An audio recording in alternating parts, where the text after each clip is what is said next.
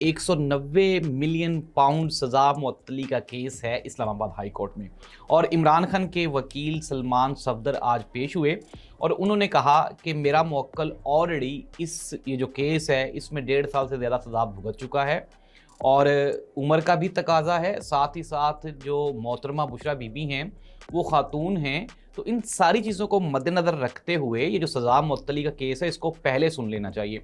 नाज़रीन, अदालत ने बजाय इसके कि सज़ा मुअत्तली का केस सुना जाए, उन्होंने जो केस के मेरिट्स और डीमेरिट्स हैं उनके ऊपर बहस करना शुरू कर दी। अलीमा खान ने आज मीडिया से गुफ्तगू करते हुए कहा, उन्होंने कहा जिस तरह से जजेस ने आज इसके ऊपर रद्द-ए-अमल दिया है उससे तो ये लगता है कि ये आइंदा 5-7 साल इमरान खान को इसी केस में जेल में रख सकते हैं।